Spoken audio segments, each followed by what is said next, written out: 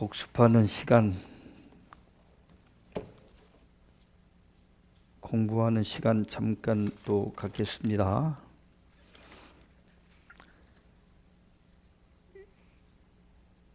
아마 그 다다음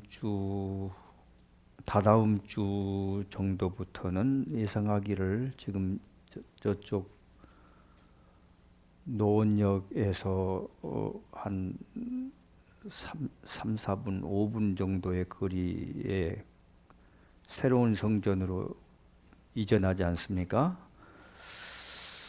이제 그쪽에 가서는 선지자님께서 수요 강론 시간도 직접 하시겠다고 말씀을 또 하셨고,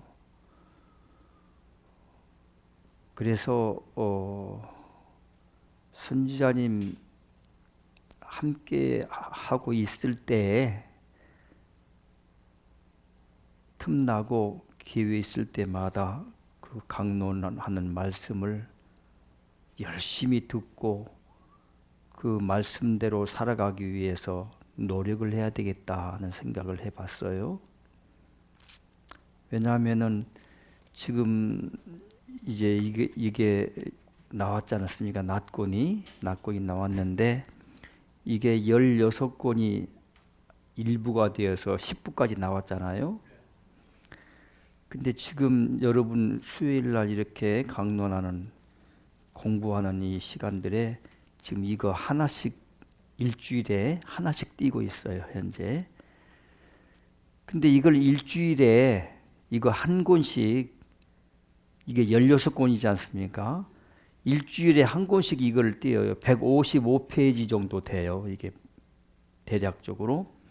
일주일에 한 권씩 이것을 공부를 해도 160주가 되는 것이죠. 그러니까 3년이 걸린다는 거예요. 이거 일주일에 하나씩 155페이지를 떼어도 3년 걸려야 10부까지 공부할 수가 있어요. 그래서 선지자님 살아계실 때 함께 이렇게 강론의 말씀을 들을 수 있을 때 부지런히 그 말씀을 하나님으로부터 그 하나님의 깊은 가슴에서 우러나오는 뭐 옹달샘처럼 무슨 생명의 샘처럼 영생토록 솟구쳐 흐르는 그 하나님의 말씀을, 그 진리의 사랑을 여러분이 부지런히 갈고 닦으면서 함께 해야 된다 하는 생각을 해봤어요. 저쪽에 옮겨서는 선지자님이 일주일에 이제 주일에도 주일이라는 그 일요일에도 2번씩 한다고 하시지 않습니까? 얼마만큼 또 하실는지는 다 지켜봐야 되겠습니다만은 하여튼 일주일에 11시에 하실 것 같고 아마 10시에 하실 것도 같아요. 시간을 10시에도 하시고 오후에도 하시고, 말씀이야 뭐 여러분들이야 다 의인의 그 경지에 올랐으므로 그냥 한 번만 들어도 된다. 그리고 새로운 사람을 데리고 오지 않은 사람은 오지도 마라, 이렇게 말씀을 하시는데, 어쨌든 그 말씀들을 깊이 새겨서 드려야 될 것 같고요. 하여튼 그 일주일에 이렇게 2번씩 하시기도 하고 수요일도 강론의 시간에도 하시기도 하고, 그리고 또 월로와 목인가 수까지인가는 계속 이게 상주하시면서 하시겠다고 하시지 않습니까? 아마 그 같은 그 결심을 하게 된 배경은 그 하나님으로부터 뭔가 또 그만큼 선지자님이 직접 나서셔서 하셔야 될 필요가 있는 것도 같으네요. 어쨌든 이게 온 세상을 하얀 눈이 덮듯이 덮고 이 새로운 성경이 뜨기 위해서는 뭔가 노력을 해야 된다는 것은 틀림없는 사실인 것 같으네요. 어쨌든 일주일에 한 권씩 이걸 하나씩 소화해내도 3년이 걸린다, 이런 생각을 해봤어요. 그래서 부지런히 이거 155페이지 되지만 지금 이게 이제 일부의 5번째 지금 나가고 있네요. 제가 지금 수요 강론을 하는데 8부 다 띄었고 9부, 10부까지 다 띄었습니다. 저는 평균적으로 한 200페이지씩 일주일에 한 번씩 이렇게 200페이지 정도 분량을 읽고 정리해서 노트에 이렇게 정리해서 노트에다 막 적는 수고로움이 있지만 일일이 이렇게 요약 정리를 해가지고 8부, 9부, 10부를 여러분과 같이 했어요.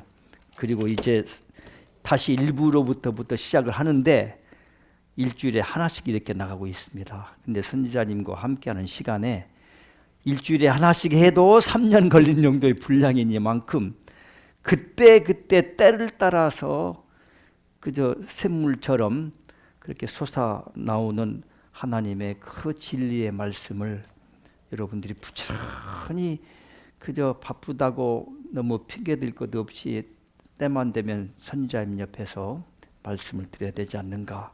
이번 주에 선지자님 말씀은 이제 복습하는 시간, 공부하는 시간을 좀 갖겠는데요. 선지자님이 하실 일에 대해서 이런 말씀을 하셨네요. 선지자님께서는 첫 번째로 하나님의 말씀을 받아서 내려주는 일을 하신다. 그렇죠. 우리도 이제 전부 깨달음의 경지가 높아지면서 언젠가는 하나님의 음성을 직접 다 드려야 될 때가 있을 걸로 알고 있어요. 왜냐하면 성서는 가르치기를 지금은 너희가 거울을 들여다보고 모습을 이렇게 비춰서 보고 있고 하지만 돌아서면 희미하게 다 잊어버리고 하는 것처럼 거울을 보는 것처럼 하나님을 그렇게 만나고 있지만 때가 되면 얼굴과 얼굴을 마주대어 볼 그와 같은 때가 온다. 이와 같은 말씀도 하고 있어요. 부분적으로 하나님과의 관계가 세워져 있고 알고 하지만 때가 되면 이제 완전한 것이 온다. 이런 말씀들도 하고 있지 않습니까? 그 약속되어 있는 말씀처럼 이제 법전에 보니까 모두 제자분들도 깨달음의 경지가 높아져서 직접 하나님의 음성을 듣고 하나님을 직접 만나는 그와 같은 상황에까지 나가야 된다. 일깨워주고 있대요. 이를테면 창세기에서 하나님이 인간을 이렇게 만드시고 아담아 하고 부르시면은 예 제가 여기 있습니다 하고 서로 대답도 하고 화답이 돼야 되지 않겠어요? 하나님이 말씀하시고 부르시는데 전혀 음성도 못 듣고 아버지가 아버지라고 말하면서 아버지의 음성도 모르고 듣지 못한다면 이건 자식도 아니고, 그래서 음성도 직접 드려야 되고 하겠지만 지금은 선지자님을 통해서 들을 수밖에 없는 것입니다. 어느 상황까지는 그렇게 간다는 말씀이 있잖아요. 그래서 선지자님을 통해서 하나님의 주옥과 같은 말씀을 들을 수 있을 때에 부지런히 그저 드려야 된다 하는 생각을 해봤네요.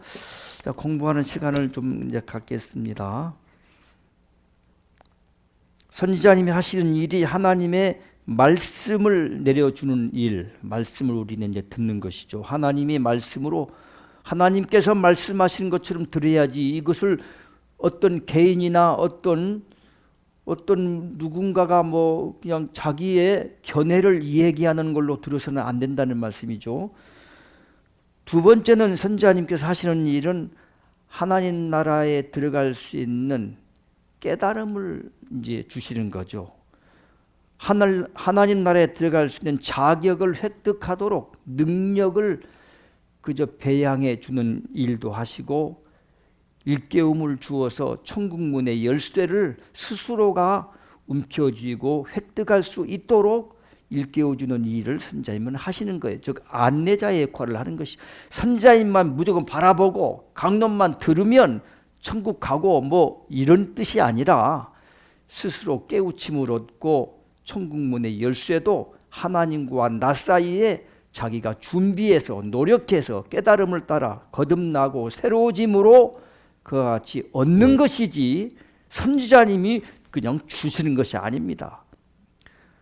뭐 16만 원씩 그 고유 번호를 부여하고 뭐 어쩌고저쩌고 하시니까 그 또 순종해야 되겠죠. 그 뜻이 또 있으시니까. 그렇지만 그렇게 뭔가 한다고 그래서 무조건 나 이거 냈으니까 천국 가는 거 아닙니까? 따져 물을 수도 없고 항의할 수도 없다는 뜻이죠. 그 깊은 뜻들을 헤아리셔야 된다 하는 말씀들도 하면서 천국문에 들어갈 수 있는 능력을 일깨워주는 일을 하신다. 이번 주에 이런 말씀을 또 하셨고요. 세 번째는 선지자님께서 하시는 일은 모든 제자분들, 만백성들 악습을 뺏어가는 일을 한다. 그래서 거칠게 때로는 그냥 술 먹지 마라, 뭐 하지 마라. 악습을 도끼로 내 가슴을 그냥 잘라내듯이, 도끼로 찍어가지고 잘라내듯이 그 자그마한 그 버릇, 습관, 악습 이런 것들을 어차피 버려야 될 것이라면, 하나님께 아름답지 못한 것이라면 언젠가는 그거 버리지 않고는 그거 쇳덩어리 무겁게 끌어안고 올라갈 때 무거워서 못 올라간다고 하잖아요. 무거워서 못 올라간대. 빛을 따라 하나님이 뭐 양탄자를 깔아주시든지 빛을 뭐 전자파를 쏘듯이 쏘아가지고 빛을 비춰주시면 그 빛이 있는데, 빛이 뭐 얼마나 우리가 깨달음의 높이가 경지가 높다고 뭐 빛이 엄청나게 비춰가지고 막 아주 가느다란 뭐 명주실처럼 가느다란 그런 빛이라고도 말씀하시지 않습니까? 그것 따라 올라가야 되는데 무거워서, 죄의 무게가 너무 무거워서 못 올라간다 하잖아요. 선지자님도 얼마나 법전에 보면은 당신이 죄가 많고 그 하나님 앞에 나를 버려주십시오, 나를 아예 그냥 버려달라고까지 하나님의 그 영광에 설 수도 없는 이 미천한 죄 많은 종을 버려달라고까지 막 탄식을 한 그런 장면이 있지 않습니까? 어쨌든 모든 악습을 뺏어가는 일을 선지자님이 거칠게 하시더라도 슬쩍슬쩍 강론 중에 나오는 말씀들이 나에게 하시는 말씀 같다 하고 느껴지면은 그 말씀을 내 것으로 만드는 일이 중요한 거예요. 내 것으로 만드는 거. 아니 많이 듣고 맨날 좋다 뭐 좋다만 하고 있으면 되겠나요? 내 것으로 만드는 거. 구슬이 서말이라도 뭐 깨어야 보배인 것처럼 내 것으로 만들고 실천하고 행동에 옮겨가는 그 일이 제일로 중요하다 하는 말씀들을 이번에 또 하셨네요. 그러면서 이제 하시는 말씀이 그 어느 여인이, 성경에 보면은 이제 요즘에 성경 말씀 많이 하시네요. 보면은 어느 여인이 예수님께 나와 가지고 하나님 나라가 이 땅에 임하거든, 그 나라에 예수님 우편에 혹은 좌편에, 하나님 보좌 우편과 좌편에 그 높고 영광스러운 자리에 떡하니 저의 큰아들놈 작은 아들놈을 앉게 해주십시오 하고 아부성이 있는 이 얘기를 하니까 뭐 옆에 있는 제자들이 상당히 안 좋았겠죠. 그런 이야기를 들었을 때 예수님은 말씀하시기를 누구를 위하여, 이번에 선지자님 말씀하셨어요. 누구를 위하여 예비하셨던지 간에, 그 자리가 예비되었던지 간에 준비된 그 사람이 받는다, 그 자리에 앉는다, 이런 말씀을 하셨어요. 이번에 그런 말씀을 하시면서 노력을 하라는 것이죠. 법전에 보니까 20%의 노력을 해야만 되더구만요. 20%의 노력을 해야만 하나님 나라의 그 영광도 얻고 그 자리에 앉게 된다는 것이 하늘의 철칙이다 하고 기록되어 있네요. 오늘 잠깐 그 말씀을 또 공부할 텐데 그렇게 기록되어 있어요. 20%의 노력을 해라, 이런 말씀을 또 하셨고요. 구약은 하나님께 모든 초점이 맞추어져 있습니다. 십계명을 내려주셨죠. 그 십계명을 지켜라.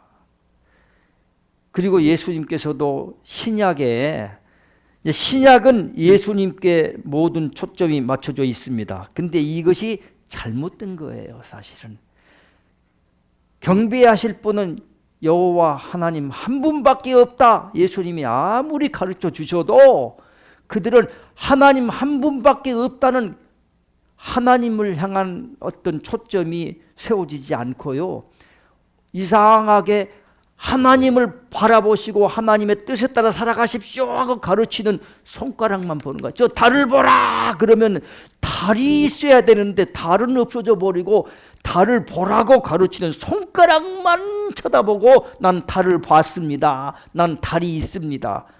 하나님이 자기와 함께 자기의 가슴 속에서, 삶 속에서, 자기 영혼 속에서 하나님의 그 생명의 말씀이 함께 진리가 되어서 흐르고 살아가야 되는 것인데, 하나님은 없어져 버리고 가르치는 손가락이라고 하는 예수님만 믿으면 된다? 잘못됐다는 것이죠. 그래서 신약이 잘못됐는데, 예수님도 저는 공부하면서 예전에 성경을 보면서 자꾸 좀 궁금하고 의아해한 장면들이 많이 있어요. 요한복음 15장 같은 데에 보면은 이제 선지자님도 저번 또 2주 전에 그 말씀을 또 하셨어요. 너희가 하나님을, 예수님이 가르치기를 사랑하면은 제자가 되리라 하는 말씀을 이제 하셨거든요. 근데 그 사랑이라고 하는 것을 예수님은 요한복음 15장에 가르치시기를 계명을 지키면 너희가 나의 사랑 안에 있나니 하고 읽혀주고 있어요. 십계명을 지키라고 하셨어요. 예수님도 계명을 지키면 나의 사랑 안에 있나니. 근데 계명은 지키지 않고 행하지 않고 하나님 사랑 안에 있다고 하고 사랑을 최고로 많이 사랑하는 사람으로 그렇게 독선에 치우친 허상의 믿음의 길을 가고 있는 것이 모든 신앙하는 사람들이 아니겠느냐 하는 생각을 해보네요. 그러면서 신약은 예수님께 초점이 맞춰져 있다. 근데 그것이 얼마나 잘못된 것이냐. 예수만 믿으면 된대. 죄사함도 받는데 그 보혈의 공로로 모두 천국 간대. 너와 내 가정이 모두 구원을 얻으리라. 이상하게 성경에 그렇게 인간들의 계명으로 그렇게 왜곡하게 날조 변질되어서 그렇게 하나님의 뜻을 가르치고 있고, 그와 같이 어떤 사람들이 가르치는 어떤 세상의 계명에, 인간의 계명에 이끌려서 지금까지 지옥불로 가는 길을 달려온 것이 요즘의 신앙의 어떤 길이 아닌가 생각을 해보네요. 그래서 신약은 예수님께 초점이 맞춰져 있지만 그것이 잘못되어 있기 때문에 지금 제3의 시대에, 추수의 시대에, 심판의 시대를 맞이해서 하나님께서 다시 하나님의 말씀으로 하나님께로 돌아오라, 모든 초점을 하나님께 맞추기 위해서 직접 하나님께서 이와 같이 말씀으로 내려온 거예요. 선지자님이 하나님이라는 것도 아니고 선지자님이 신이라는 것도 아니고 선지자님이라는 그릇을 그 많은 백성들 가운데 법전에 보니까 너와 같은 그릇을 내가 택하고 세우기 위해서 수천 년 동안 너를 찾았었느니라 하는 말씀들도 있는 것 보면은 선지자님은 그와 같이 이제 세우기 위해서 그릇으로 이렇게 택하여 세우셨고, 그분도 하나님께서 두려워서 그 말씀을 지키고 그 명령과 그 뜻을 받들기 위해서 그렇게 애쓰시고 계신다는 것을 여러분은 지켜보아서 알고 계실 줄 압니다. 어쨌든 지금 제3의 시대는 다시 하나님께로 초점을 맞추기 위해서 하나님의 말씀이 직접 내려왔다. 여러분의 초점은 하나님께로 모두 향해야 된다 하는 말씀을 이번에 하셨고요. 믿기만 하면 구원받는다. 예수님만 영접하면, 예수님만 어떻게 영접하는지는 몰라도 믿기만 하면 천국 간다. 이것은 모두 사기극이다. 이 정도의 말씀까지도 하면서 자기가 살아온 행위대로, 하여튼 무엇을 행했든지 행한 대로, 행위대로 살아온 모든 것이 다 드러나게 되어 있고 그 결과를 받는다. 심은 대로 받게 돼 있고 거두게 돼 있고요. 받게 되어 있다. 이런 말씀들도 이번에 하셨고요. 예수님께서 하신 말씀들을 이제 계속 지금 때마다 계속 강조하시네요. 내 아버지께서 지금까지 일하시니 나도 일한다 하면서 예수님도 그렇게 말씀하시고, 안식일이라고 그래서 그렇게 쉬어라 그런 개념으로 받지 아니고, 안식일 날이라고 그래서 너희 자식놈이 우물에 빠져서 허우적거리고 죽어가고 있으면 이러지 말라고 그래서 쉬어라고 그래서 그러면 너가 바라만 보고 있을 것이냐. 예수님이 일깨워 주었어요. 자식을 건지기 위해서 생명을 살리는 일이 중요하냐, 죽고 가는 걸 보면서 안녕 잘 죽어 하고 뭐 안식일을 지켜라고 하는 그 어떤 율법의 규정에 매여 가지고 형식에 치우쳐서 그렇게 하는 것이 중요하냐. 정말 안식일을 지켜라 하는 말씀의 뜻은 네가 빚진 놈이 있으면 네 제대로의 사람의 도리와 본분을 책임을 다하지 못한 사람이라면은 안식일 날 강론 듣고 쉬어라는 거 다 필요 없이 먼저 그 사람의 기본 도리를 하고 나서 그 하나님의 안식일을 지켜라, 이렇게 돌아오라, 이런 말씀들도 많이 하시잖아요. 법전에도 이렇게 일깨워주고 있대요. 그래서 그런 말씀들을 하셨네요. 그래서 이 예수님께서 일하고 계시니 나도, 하나님께서 일하고 계시니 지금껏 이제껏 일하시고 계시니 나도 일한다면서 일해야 된다. 하나님의 기뻐하신 일을 행해야 된다. 하나님이 기뻐하신 일을 어떻게 행합니까? 여러 가지가 있죠. 그러나 일단 법전의 말씀대로 살아가기 위해서 애를 쓰시는 거, 여러분들이 제자분들이 행해야 될 가장 으뜸 가는 기본 가는 하나님 기뻐하시는 일이라고 하면은 법전을 보급하는 일이라고 하셨어요. 이번에도 그런 말씀 하셨네요. 새로운 성경을 전파하는데 너희의 모든 것을 다 하여야 된다, 이런 말씀 이번에 하셨어요. 이번 주 분명히 또 복습하고 공부하는 시간이지만 부르심과 너희 택하심을, 너희들을 많은 사람들 가운데 택하셔서 새로운 성경을 접하게 하고 읽게 하고 깨달음을 주고 하늘에 하나님이 존재함을 알게 하고 심판이 반드시 다음 세상에 있고 심판이 이루어진다는 것도 알고 믿고 하는 너희들은 이제 하나님께 특별히 선별해서 택해 세우셨으니 너희 해야 될 일 중에 가장 으뜸가고 가장 우선되는 일이 새로운 성경을 전파하는 데 모든 것을 다 해야 된다. 이 말씀 법전에 계속 강조하고 있습니다. 오늘 또 보니까 계속 법전을 전파하는데 너희들은 다 해야 된다. 이 대명을 받은 너희들이 하나님의 대신 하나님의 손이고 하나님의 발의 역할을 해야 될 너희가 일하지 않으면, 하나님이 손과 발의 역할을 해야 될 너희가 부지런히 뛰어다니고 지고 싸고 이고 다니면서 뭐 전해라 이러지 않습니까? 이거 하지 않으면 안 된다는 말씀을 이번에 또 하셨고요. 그래서 일하고 계시니 나도 일한다는 예수님의 그 말씀처럼 노력해라, 일해라, 열심히 하나님의 뜻을 받들어 세워라, 이런 말씀들을 하시고, 죄인을 부르러 왔노라, 의인을 부르는 것이 아니라, 또 건강한 자에게는 의원이 필요가 없지만, 쓸데없지만 나는 그저 건강치 않은 사람들을 고치러 왔노라, 이런 말씀을 하면서 여러분들은 이제 웬만큼 의인들이 됐으니 이런 말씀들도 하셨네요. 그러면서 궁극적으로 예수님께서 십자가상에서 내 뜻대로 마옵시고 아버지 뜻대로 하시옵소서, 이 잔을 비껴갈 수는 없겠습니까? 이 잔을 이렇게 비껴갈 수는, 지나가게 할 수는 없겠습니까? 하면서도 아버지의 뜻을 그렇게 받들었다 하는 말씀들을 하면서 법전에 보니까요, 지금 오늘은 이제 이 법전에 그와 같은 부분을 함께 할 수 있는지는 아직 모르겠습니다만은 오늘 하려고 나왔네요. 준비는 됐는데 보니까 예수님께서 하나님의 참 아들이시고 하나님께서 아들이란 것을 무엇으로 증명하겠느냐, 증거하겠느냐. 또 선지자를 많은 사람들이 정신 나간 사람이라, 미친 사람이라 욕하고 비방하고 헐뜯고 그렇게 손가락질 하지만은 선지자를 너희가 어떻게 믿겠느냐 하는 말씀이 나와 있더라고요. 그것은 바로 이 하나님의 뜻대로 순종하는 것. 예수님께서는 죽기까지, 예수님의 말씀을 요즘 계속 많이 하시더라고요.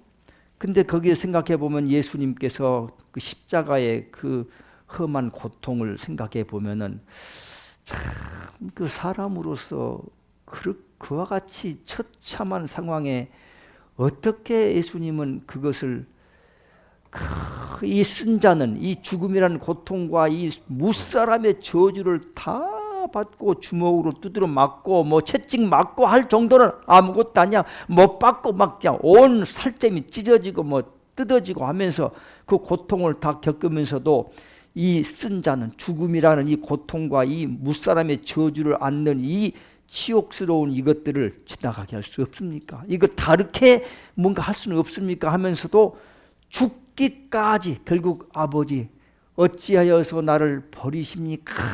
예수님도 그렇게 고통을 호소하게 하면서도 아버지 뜻대로 하십시오 하고 마지막 그것을 복종하셨어요. 순종.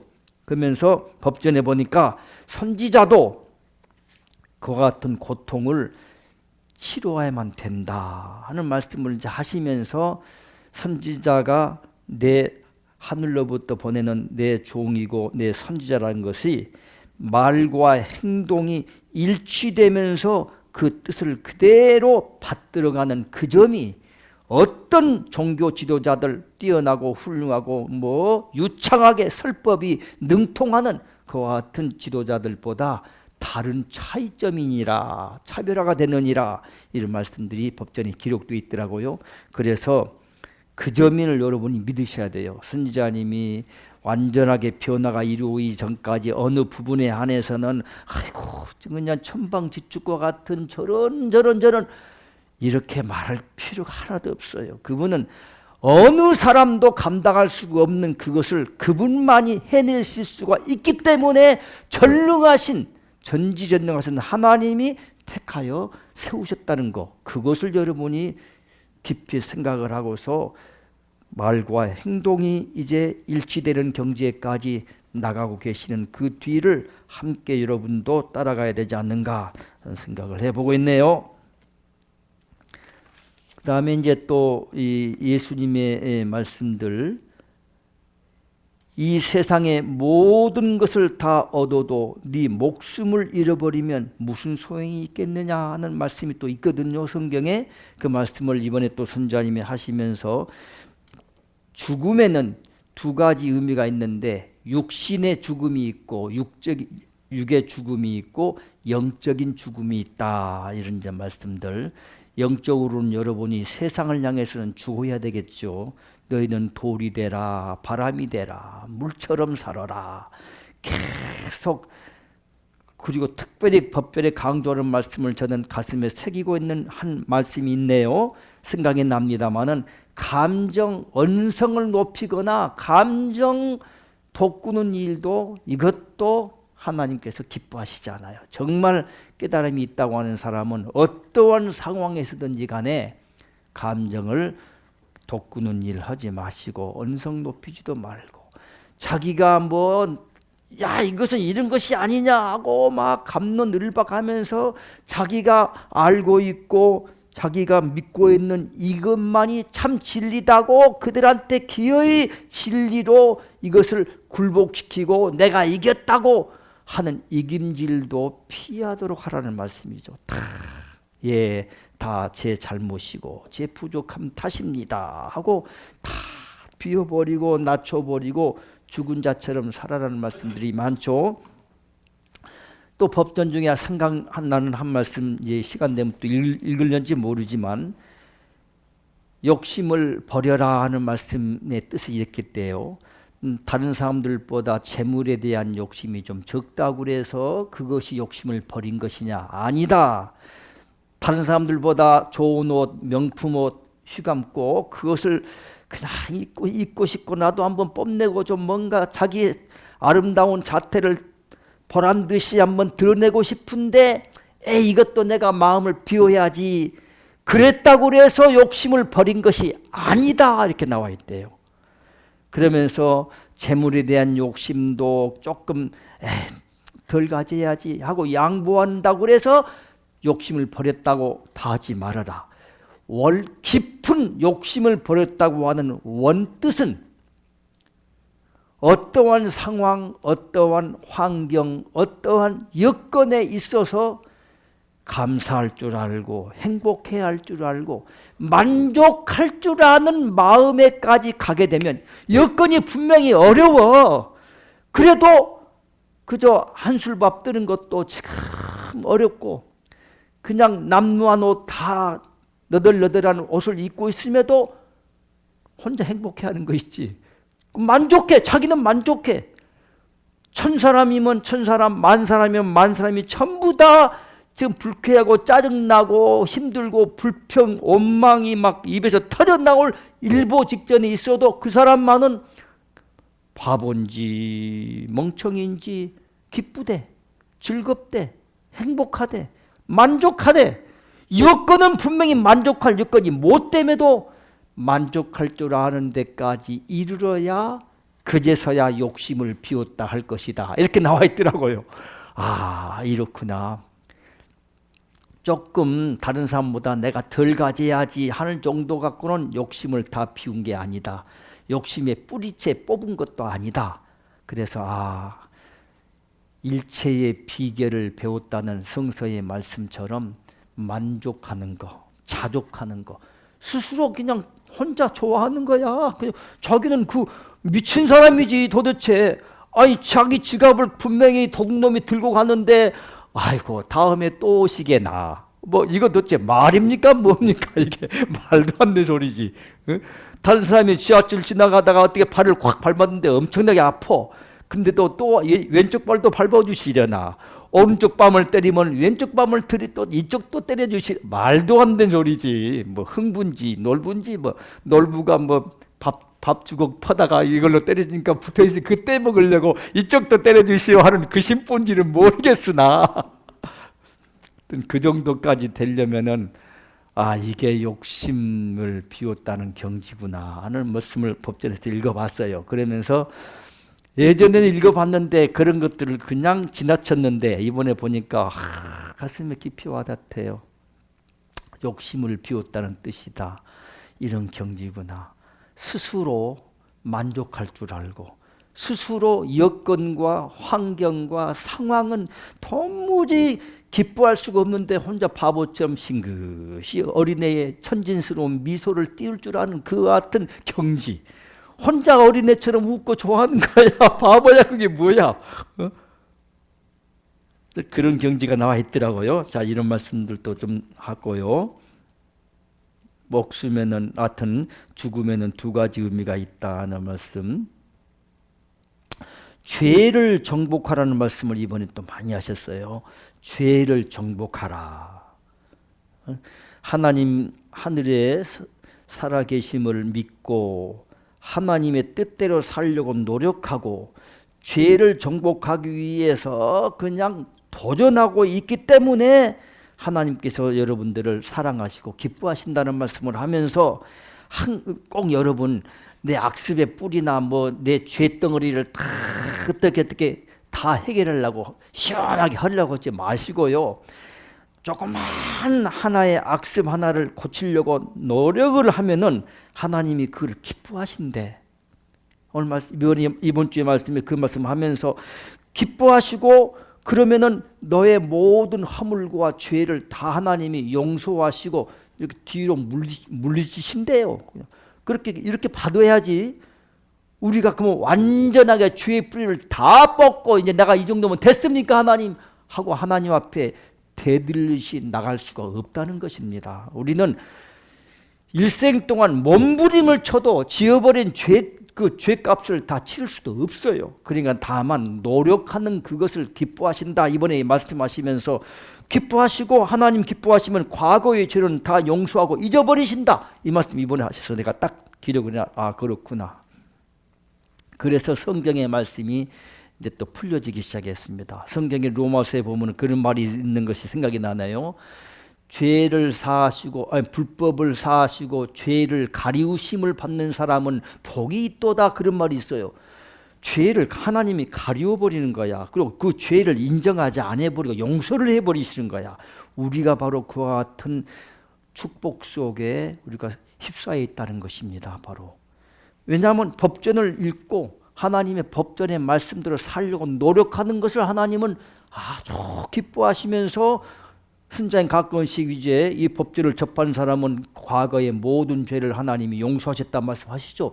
그건 선지자님이 용서하는 것이 아니라 하나님이 그 시간 선자님을 통해서 말씀하시는 걸로 저는 받고 있는 거예요. 아, 그렇구나. 내가 그 모든 지금까지 저질러 놓았던 죄를 다 100가지, 1000가지, 10,000가지를 어떻게 다 일일이 찾아다니면서 어떻게 합니까? 그러나 하나님이 하나의 악습의 뿌리를 뽑기 위해서 노력하고 그 법전대로 살려고 애를 쓰고, 그래도 이와 같이 할 때 그걸 보시고 다 죄를 싹 용서해 버리시고 가리워 버리시는구나 하는 것을 이번에 또 생각을 했네요. 그런 말씀을 또 하셨고요. 두 마음을 품지 마라, 이런 말씀들도 계속 하시고, 자기 욕심을 버리고 죄를 다스리고 만 백성을 인도하는 지도자로서의 대명이 있음을 잊지 말아라 하는 말씀들을 하시면서, 또 그 마태복음 7장 21절의 말씀들, 나더러 주여 주여 하는 자마다 천국에 다 들어가는 것이 아니요 주의 뜻대로 행하는 자라야, 하나님의 뜻대로 행하는 자라야 천국에 들어가는데, 그날에 많은 사람이 귀신을 쫓아냈고 예수의 이름으로, 하나님의 이름으로 능력도 행했고 선지자 노릇도 했고 뭣도 했고 봉사도 했고 복잡하게 다 나와서 하는데, 불법을 행하는 자들아 난 너희가 누군지 도무지 모르겠노라, 나와 관계가 없으니 내게서 떠나가라 하고 쫓아내는 장면을 말씀을 하시면서, 종교 지도자들이 바다와 육지를 두루두루 돌아다니다가 교인 하나를 만나면 너희들보다 배나 더 지옥 자식이 되게 하는구나, 마태복음 7장 15절부터의 말씀일 것 같아요. 그와 같은 말씀을 이번에 또 하시면서 바다와 육지를 두루두루 돌아다니다가 배나 더 지옥 자식 되게 한다는 말씀들도 이번에 하시면서, 그 모든 것이 그 잘못 인도하는 종교 지도자들의 잘못된 허상의 믿음의 실태를 이번에 또 일깨워주고 계셨네요. 하여튼 이와 같이 대충 복습을 좀 했고요. 노력하라 하는 말씀들을 이렇게 좀 읽어만 드리겠어요. 이번 주에 감동된 대목들인데, 하나님께서는 그 나쁜 놈들, 그냥 여기 보니까 살인하고 흉악하고 간음하고 인간으로서 할 수 없는 일을 저지른 그와 같은 사람들을 모조리 쓸어서 없애버리는 일을 왜 하나님은 안 하시냐, 이렇게 너희가 따져 묻듯이 항의를 하겠지만, 하나님은 그렇게 하실 수 있지만은 안 하시는 까닭은, 탕자도 돌아오기를, 악한 자라도 회개해서 돌아오기를 끝까지 기다리고 계신다는 거예요. 성경에 그렇게 나와 있어요. 그냥 어떨 때 보면 저런 이번에 TV에 누구런 거 조두순인가 누군가 잘 모르겠는데, 하여튼 막 나오대 사람들, 흉악범들 나오잖아요. 막 이상한 놈들. 저런 놈들 싹 그냥 모조리 쓸어버리시지 않고 뭐 하시나 하나님. 신학계에서는 예전에 그런 얘기가 많이 나왔어요. 목사님들이 이제 공부하다 보면은 학자들이 그런 이야기를 많이 해요.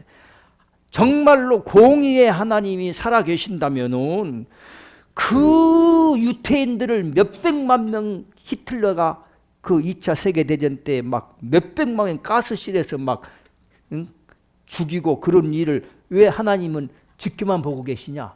하나님이 분명히 없기 때문에 그런 처참한 일들이 이 지구상에 벌어지고 있지 않느냐, 이런 식의 논란이 많이 있습니다. 정말로 공의의 하나님, 사랑의 하나님이 계신다면 인류사에 그 처참한 일들이 막 일어나잖아요. 그것을 왜 하나님은 눈뜨고 지켜만 보시냐?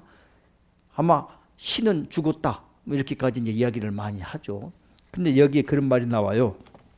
법전에 보니까요, 왜 하나님께서는 그렇게 그와 같은 엉터리 같은 정말 흉악한 놈들, 이런 사람들 쓸어버리지 않고 지켜만 보고 계시냐? 하나님 끝까지 참고 계시는 거예요. 그러면서 이제 그 말씀의 깊은 뜻은 뭐냐면, 노력해야 된다. 너희들이 영원히 사는 나의 나라의 구원을 받고자 함은 너희들의 이할의 노력과 고통과 노력이 따르지 아니하면 너희는 구원을 받을 수가 없는 그와 같은 철칙이 있으니 너희들은 그를 깨달아야 할 것이다. 이런 말씀을 하면서 너희들의 노력을 강조하십니다. 즉 행한 대로 받는 거야.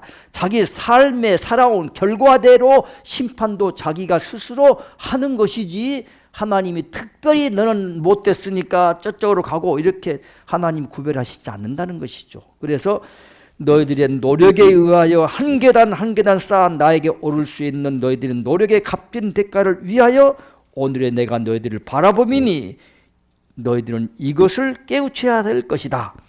갈고 닦아서 깨우침 속에서 진정한 나의 뜻이 무엇이며 나의 권능이 무엇인가를 가르치고자 함이니 너희들은 이와 같은 나의 뜻에 위배되지 않도록 너희 스스로 갈고 닦아 내가 원하는 경지에 너희들이 올라섰을 때 내가 너희들에게 상상할 수 없는 은혜와 은총과 축복을 드릴 것이다.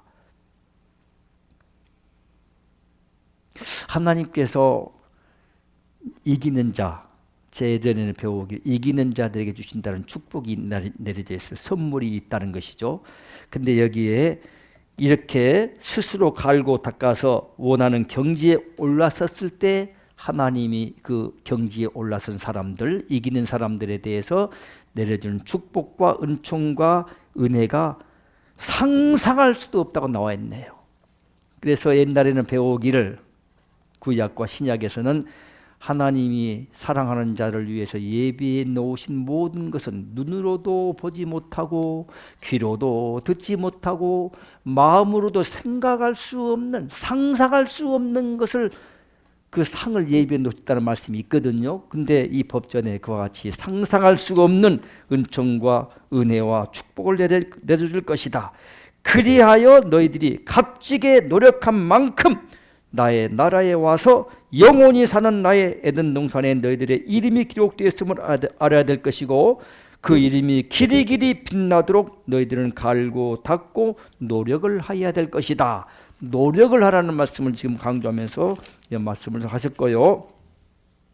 또 이런 말씀을 좀 잠깐 드려볼게요. 초심 잃지 말라는 말씀들도 있네요. 그러면서요, 할아버지가 손자를 귀여워하고 사랑하다 보면 할아버지의 근엄한 수염을 잡고 손자가 그네를 띈다는 말이 있느니라 하는 말씀을 이제 하면서 다 알고 계시는 말씀이죠. 하면서 그 뜻은 할아버지가 손자를 귀여워하면 할아버지의 근엄한 수염을 잡고 그네를 뜨려 하듯이 너희가 육신이 편안해지고 많은 이들에게 추앙을 받고 재물이란 것이 따르게 되면 믿음에 대한 태만과 오만함이 생겨요. 사람은요, 돈이 많아지면은요, 아주, 강남 사람들 여러분 몰라도요, 가끔씩, 지금은 나갈 게도 없는데 거의 지금 2년간 나가보지도 않았는데 강남에 한 번씩 예전에 나가볼 기회가 있어요. 차를 몰고 가면은 외제차가 정말 많더구만. 강남은 전부 외제차야. 그리고 커피점 같은 데도 커피값도 비싸지만 뭐 6,000원 이상씩에 다. 강남에 진짜 그리고 웬만한 사람은 사람 취급도 안 해. 여러분. 그 예전에 뭐 뉴스에서 봤죠. 앞에서 티콘가 뭔가 있잖아요. 소형차가 앞에서 알짱거리니까 그 외제차가 지나가다가 화가 나서 그냥 세워놓고 그냥 뭐 벽돌로 때려버렸다 놨겠다나. 그 정도야 사람을 그 정도의 지금 이 세상이 양극화가 심해져요. 그래서 오만함, 교만함, 자고하는 스스로 높아가고 돈이 하기야 최고니까 지금 돈의 위력이 돈이 신이라고까지 말씀하잖아요. 그 정도의 세상이 됐으니까요. 엄청나죠. 그래서 이것을 지금 할아버지 수염을 잡고 그렇게 방자하게 놀고 있는 손자의 모습을 속담을 이렇게 인용하면서 일깨우는 말씀이 재물이 생기고 다른 사람들이 이제 추앙을 하고 따르고 하면은 믿음에 대한 태만과 오만함이 생기며 힘과 능력이 생기면 나 여호와의 율법에 따라 살지 못하고 저희 스스로 가는 길이 묘하게 이제 변질된다는 것입니다. 이거를 굉장히 강조하시네요.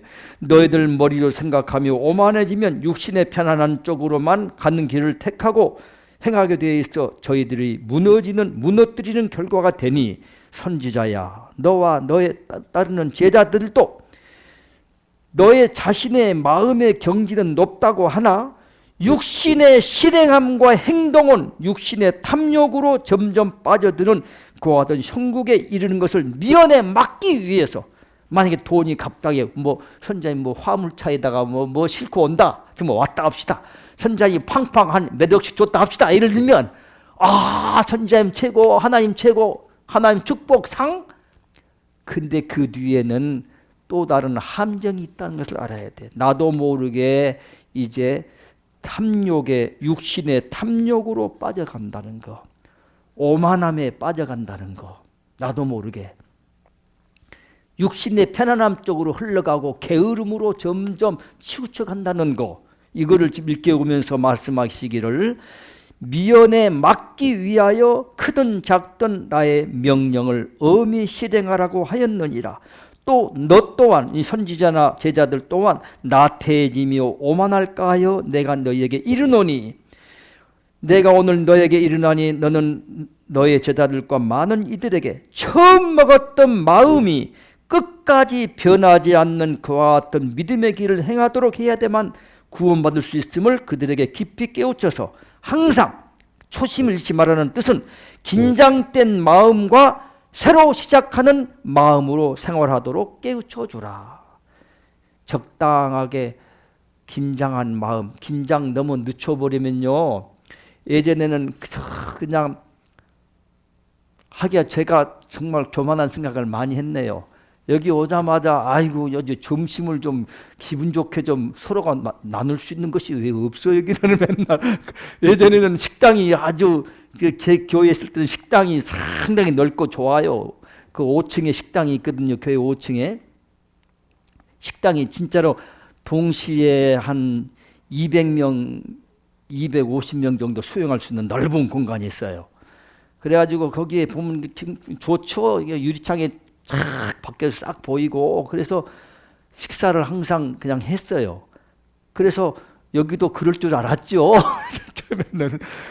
그런데 이상하게 이것은 점심 먹을 때 기분 좋게 먹고 대화도 하고 차도 마시고, 그런데 이거는 그래서 그러면서 하나씩 둘씩 이제 내려놓고 다시 인간의 기본으로 돌아가면서 이제 또 하고 있습니다만은, 그런데 하여튼 어쨌든지 긴장된 마음, 긴장된 마음, 초심, 이것을 잃어서는 안 된다. 그러면서 새로 시작하는 마음, 항상 마음이 조금씩 이제 이상하게, 자꾸 이상하게 뭔가 안 좋아지면은 다시 또 새롭게 시작이다.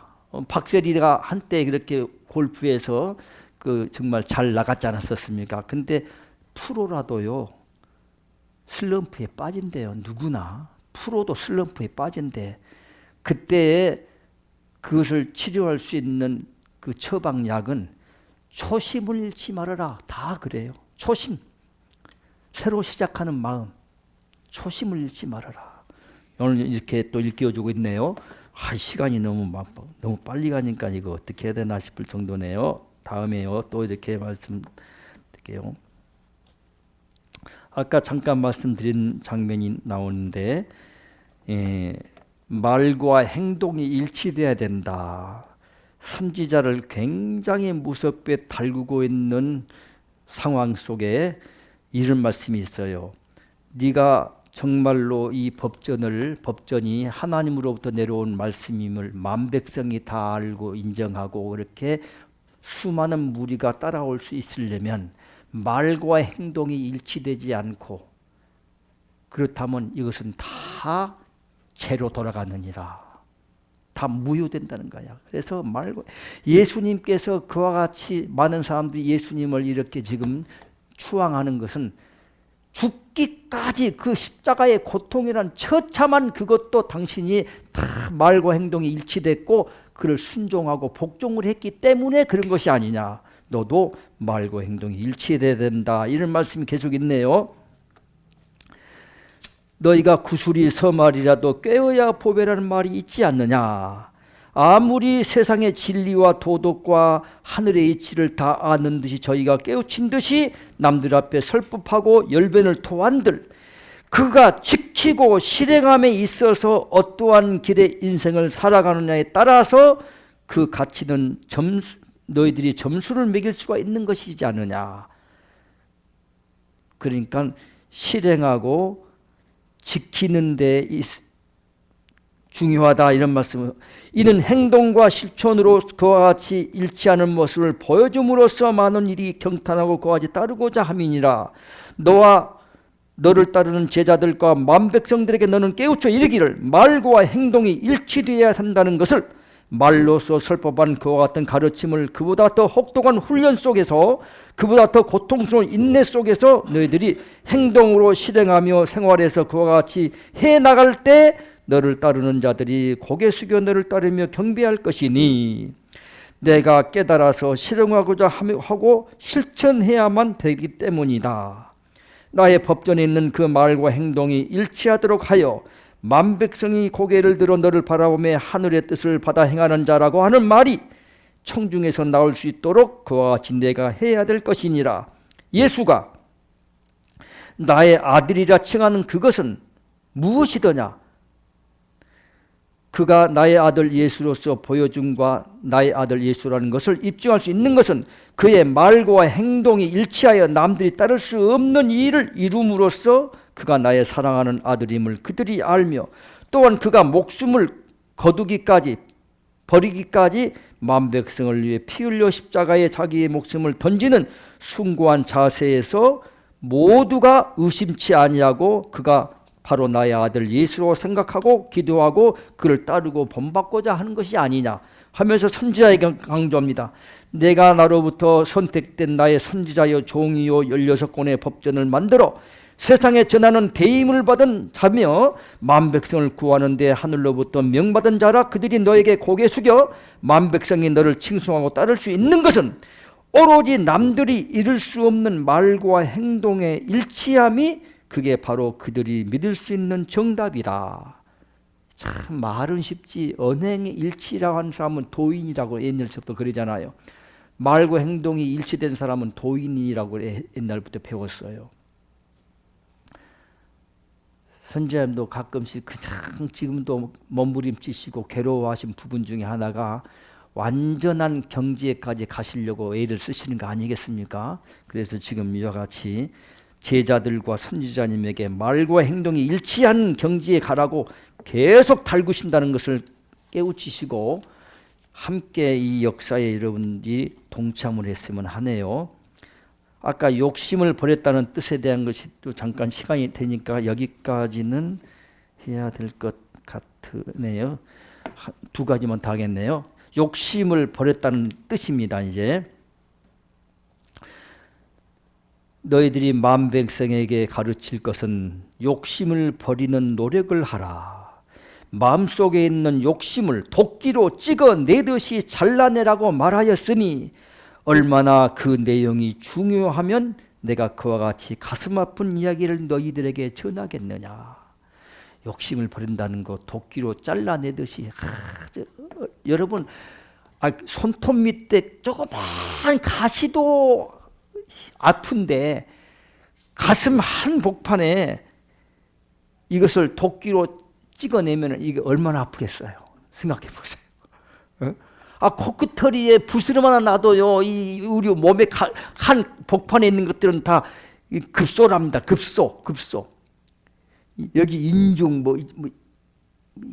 인중 이쪽은 다 급소예요. 급소. 이 맥이 있는데, 근데 가슴에 한 복판에 있는 가운데 있는 그 도끼로 찍어내는 것이 얼마나 고통이 심하겠습니까? 그래서 가슴 아픈 얘기를 너에게 전하겠느냐. 사람이 욕심을 버리면 큰 재물을 탐하지 않고 부경화를 탐하지 아니하며 무엇을 얻고자 아니하는 것이 욕심을 다 버렸다고 하는 것이 아니다. 막 이렇게 해가지고 이거 우리는 그 정도만 되면 아이 나는 그저 백화점에 가도 큰 욕심이 없어. 그냥 봐도 그냥 황금 보기를 돌과 같이 보라 하는 말씀도 있대 법전에. 아, 나 그 정도야.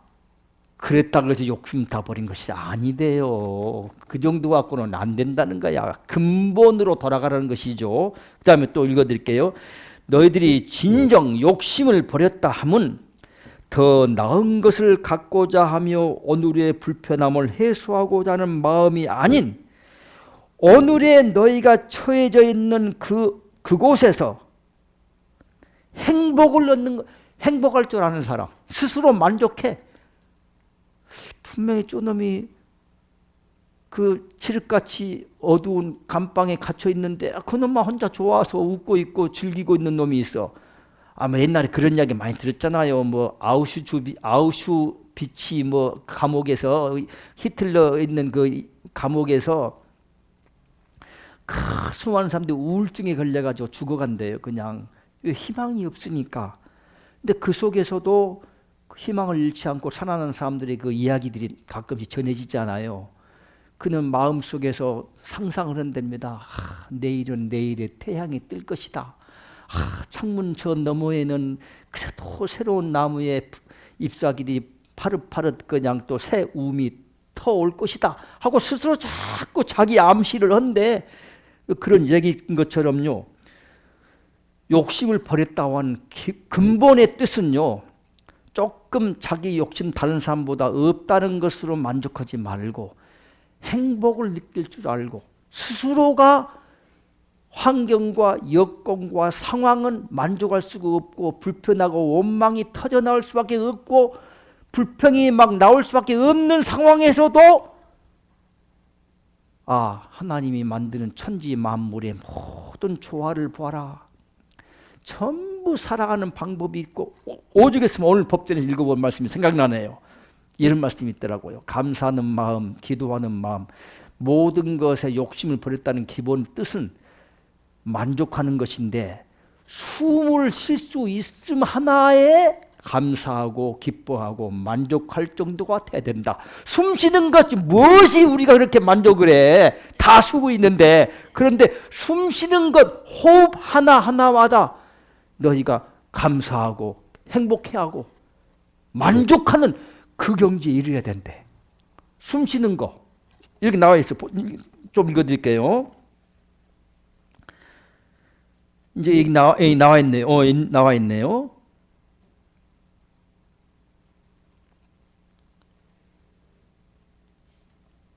남들이 보기에 한벌 옷을 입고 세상을 살아가며 극히 초라하고 어려운 역경 속에 생활하여 남들에게 불쌍하다는 말을 듣는다 하더라도 내가 끼니를 걸으며 단돈 은하 한 잎이 없어서 몇백 리를 걸어간다고 하더라도 다른 사람들은 비싼 차들 타고 쫙쫙 가는데 자기는 차 안이나 달구지도 없어서 못 타고 다니는 정도다.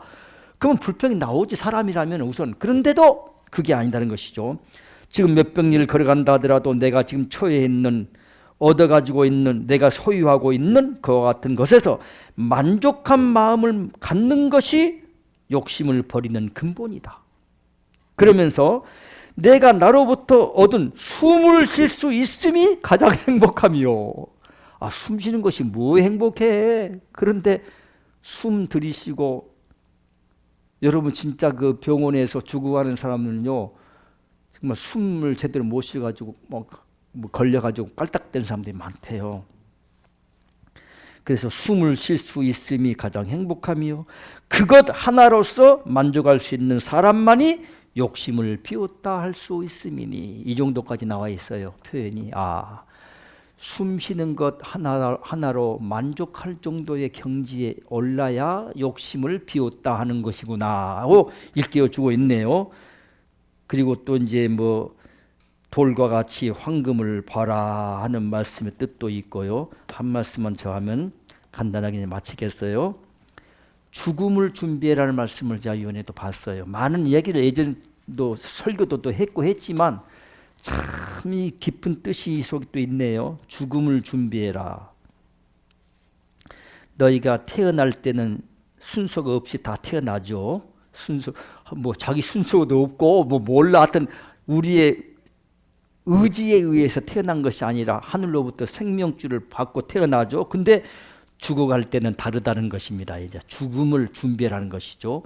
언제 하나님께로부터 부름을 받을 줄 모르니까, 언제 죽을 줄 모르니까 준비하는 것입니다. 그러면서 너희가 부름의 시간을 모른다는 이야기는 내가 언제 너희를 부를지 모르기에 항상 완벽한 준비를 하지 않으면 너희는 회개와 용서와 하나님께 용서를 빌 수 있는 시간조차도 없이 나의 부름을 받는 것이니 너희 인간들은 살아가면서 완벽하게 나의 부름에 대해서 대비한 준비를 항상 하고 있어야 됨이니 선지자 너는 많은 제자와 너를 따르는 이들에게 깨우쳐야 될 것이다. 인간사 살아가는 것도 준비된 자와 준비되지 않은 자의 삶이 하늘과 땅의 차이가 나듯이 죽음에 대한 준비가 없이 나에게 부름을 받았을 때 너희들이 어떠한 형벌을 받아야 될 것인가? 그때가 되면 아는데 이제 그때가 돼서 알게 되면은 기회가 없다는 것이죠. 이미 용서를 빌 수도 없고 이미 기회도 없고 회개할 수도 없고 반성한다고 해도 이미 그때는 이제 부름을 받아서 끌려갈 때는 이제 어떻게 기회가 없다는 거예요. 1초의 여유도 없다는 거 아시죠? 그래서 나의 피조물 모든 인간은 너희들이 언제 나의 부름을 받을지 모르는 만큼 항상 부름에 대한 준비를 하고 살아야 되는 것을 알아야 될 것이고 이걸 깨우쳐라. 하나님께서는 지옥불로 가는 사람들이 너무 가슴이 아팠다는 말씀이 계속 기록되어 있네요. 만백성들이 지옥불로 그저 하나님의 소왕국이라고 하는 낙원에 오른 사람이 없대요.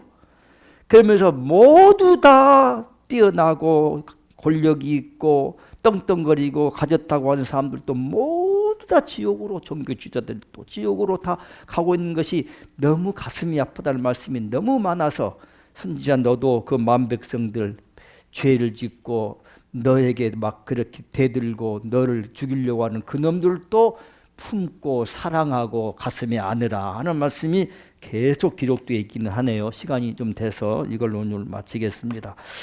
준비는 하여튼 이것을 일주일에 한 권씩 띄고 있네요. 지금 이렇게 한 권씩 띄고 있어요. 그래서 한 권씩 이것을 떼어도 3년 걸린다. 이 정도입니다.